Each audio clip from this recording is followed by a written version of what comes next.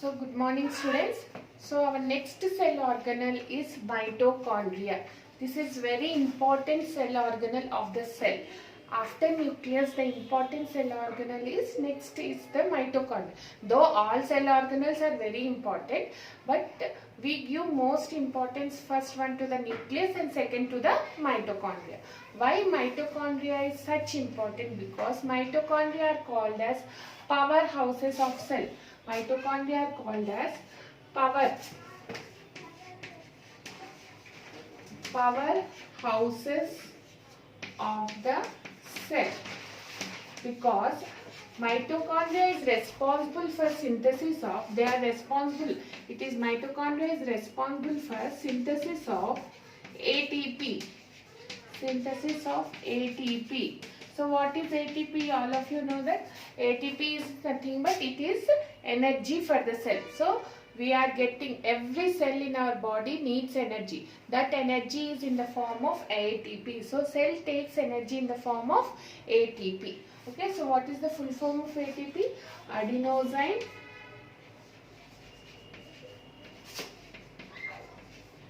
triphosphate. Okay, adenosine triphosphate. This is the full form of ATP.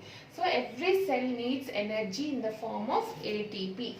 Now, so that's why. So synthesis of ATP occurs in the mitochondria. That's why mitochondria are considered as very important cell organelles. Now,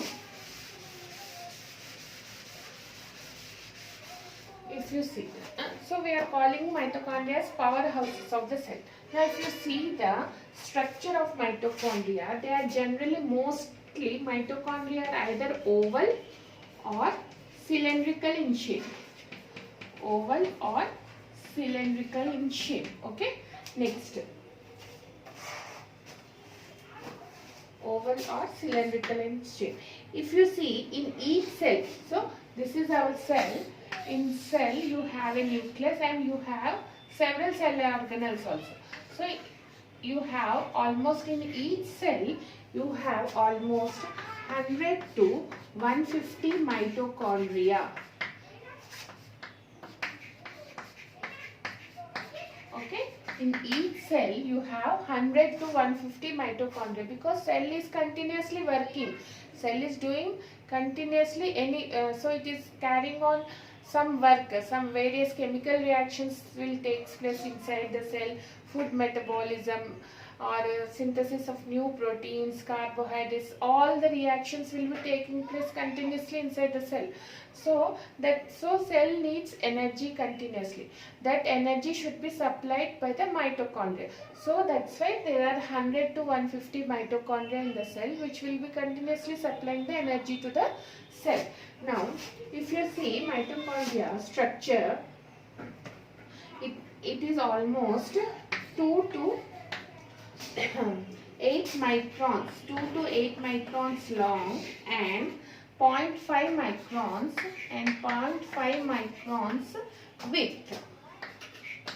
wide. Okay, the mitochondria is 2 to 8 microns long and 0.5 microns in width. Okay, now if you see the structure, how the structure is, mitochondria is made up of two membranes. It is made up of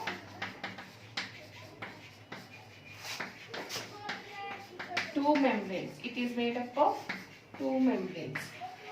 Outer membrane and inner membrane. But inner membrane is folded into sac-like structures called cristae. So it is made up of two membranes, outer and inner. Okay. So in between the outer and inner membrane, see, this is our outer membrane and this is our inner membrane. In between the outer and inner membrane, there is a space called intramembrane space. The space between outer membrane and inner membrane is called as intramembrane space. Okay. Now, the inner membrane is folded into a sac-like structure. The inner membrane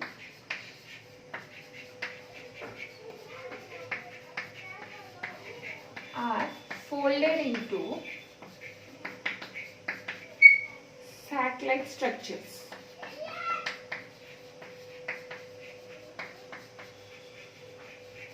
called cristae. Called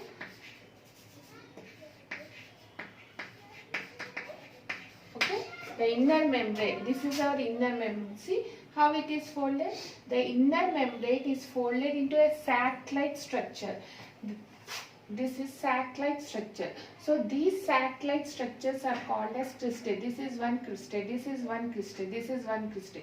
So the inner membrane of mitochondria is folded into a sac-like structure called cristae. And the space between the cristae is called as matrix. The space between the cristae is called as matrix. Okay. Next third point. The space between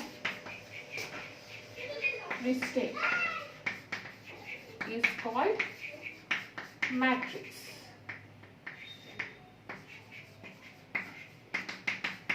This is the matrix. So this is the space. This is one cristae.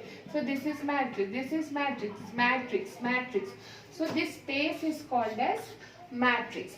So matrix contains some enzymes. Matrix, and even on the cristae also you have some proteins. And in the matrix you have some enzymes which are responsible for energy synthesis.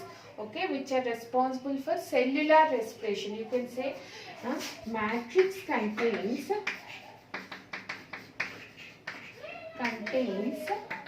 enzymes needed for cellular respiration. Very important word. Cellular respiration.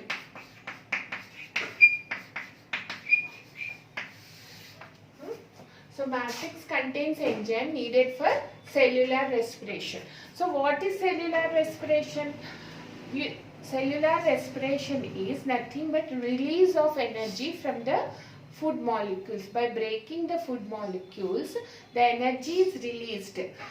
So that energy, that process is called a cellular respiration. So by breaking the food, energy is released.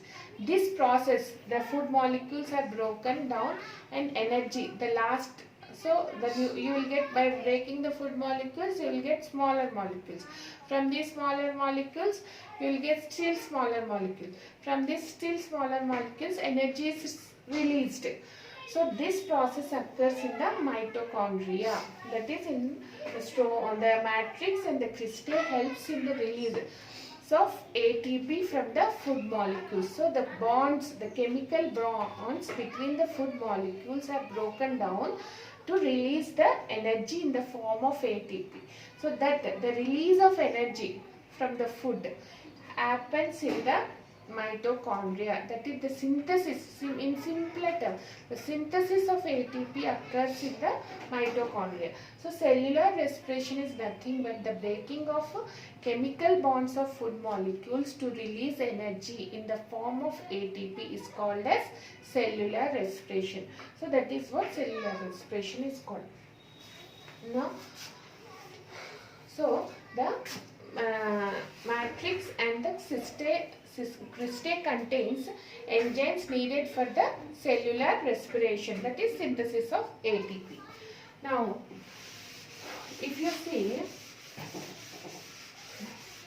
mitochondria, if you see the mitochondria, we are calling mitochondria as powerhouses of the cell because it is continuously supplying the power. At first, mitochondria was thought as other organ. It was thought as in olden days, in a very olden days. So it was thought as some prokaryotic organism which has came into the eukaryotic cell and started living there. And after several generations, it has become a part of the eukaryotic cell, and it is considered as cell organelle. Okay. So first, in olden days, mitochondria was not known to anybody. So it was thought that it was believed that it is a separate bacteria. It is some type of friendly bacteria which came and started living in the eukaryotic. This is our eukaryotic cell. So mitochondria was first considered as a separate bacteria. So it came and started living in the eukaryotic cell. It is a friendly bacteria. It was thought like that. It was a friendly bacteria and came and started living there within the eukaryotic cell. You know the symbiosis relationship. So both are helping each other. So this came and started living in the eukaryotic cell. So after several generations of like this, it started living. So it became a part of the eukaryotic cell and it is considered as the cell organelle.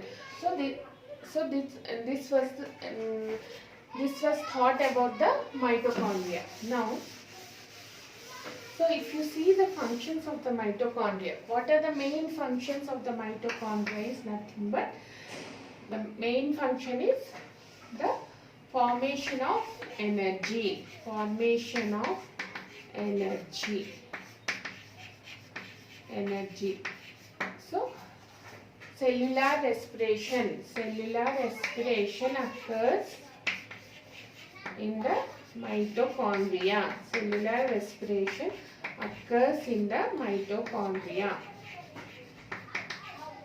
Okay, so this is mitochondria. Now if you want to observe the mitochondria in the microscope, so what you do, you can take anything. Every cell definitely contains mitochondria. So you can take any leaf cell or even the cheek cell, onion peel, anything. So take that, suppose you have taken some onion peel or any leaf.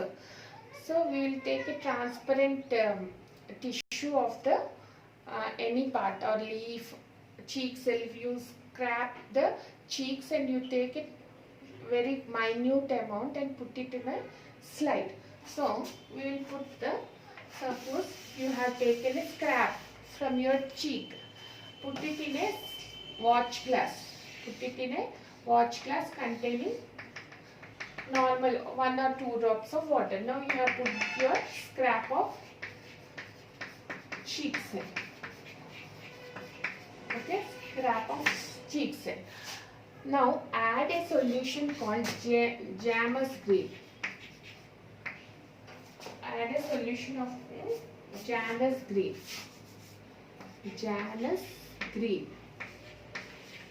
Janus green B.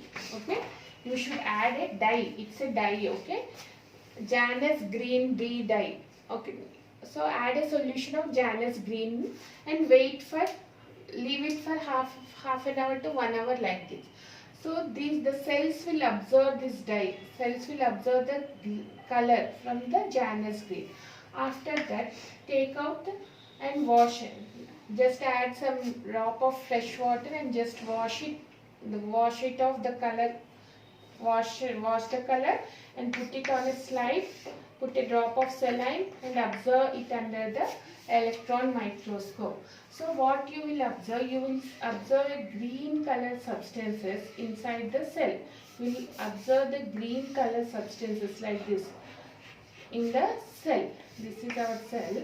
So somewhere in the cytoplasm, you will observe the green color substances in the cell. These are nothing but our mitochondria. Okay, these are nothing but mitochondria. So observe them and draw the diagram. Okay,